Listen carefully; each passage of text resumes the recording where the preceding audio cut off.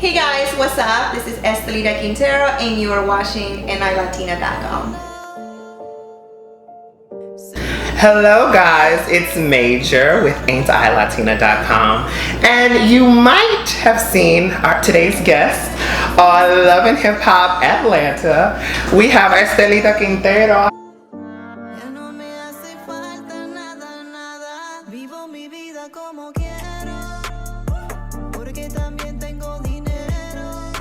So let's jump right into it. Love and Hip Hop Atlanta, how did this come about? It was one of those moments when I was like, I need to move out of LA. I want to start fresh. And then one day Stevie slid on my DM. And he was like, hey, why are you not on television? Why do you have a manager? I see you trying to do, music and acting. And next thing you know, the network started reaching out. So what has your experience been like being on this show? Awkward, because I was a newbie, and when I'm saying I was a newbie, I was new to Atlanta, meaning I didn't know anybody. But you did have a relationship with Erica Mena, right?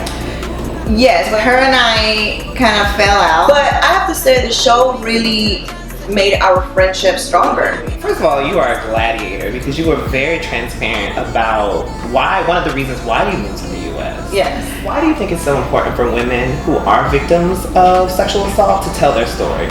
I think it's very important, but also it's very important to keep in mind that not everybody is gonna be willing to speak about it, because I feel like you're never gonna be ready. But whenever you feel like you want to open up about it, you should. So when I did that scene, I was completely messed up for weeks, because it's like now I have to relieve the moment and all of those things, and it brought a lot of memories. I kept quiet for a very long time because, as a kid, you're thinking, okay, well, you're not supposed to do this, you're not supposed to do that. So in my mind, I always felt like, okay, well, I'm not allowed to talk about it. Because at the end of the day, we're speaking about my father. And I am 98.9% sure that I wasn't the only one. I'm sure that he did it to some of my sisters as well, because I overheard things. Growing up, we grow up pretty poor. And I also believe that my mom, in a way, kind of probably knew. Maybe she saw something and was like, okay, it's over, the marriage is over, but you can still be here in this house as a father figure or to support the household. I don't know.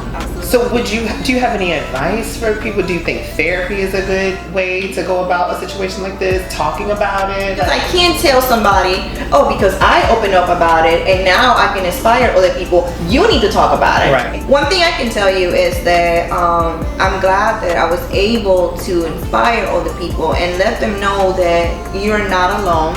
My goal in life is to eventually open La Diosa Association to help women that being sexually molested, sex trafficking, and things like that, because it's not just about me. It's bigger than that, It's about other women and also boys, because it's not just about women. Boys go through the same thing. Right.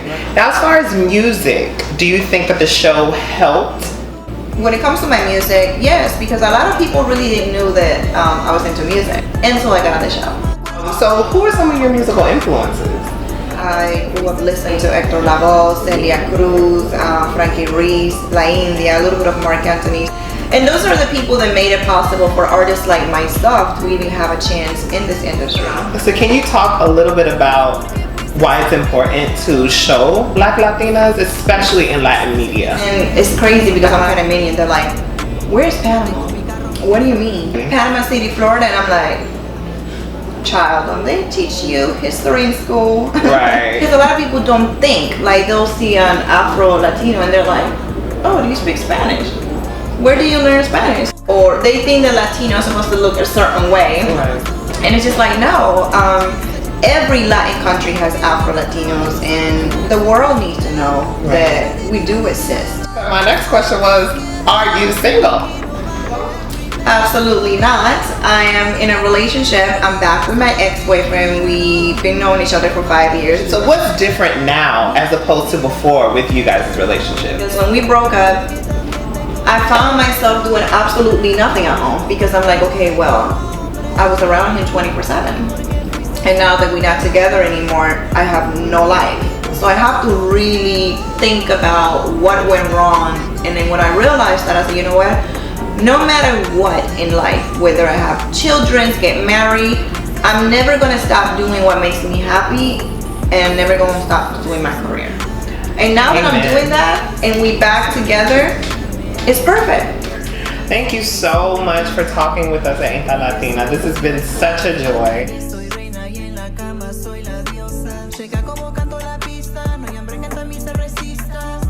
Tengo poderes y con la mirada hago que se desvista.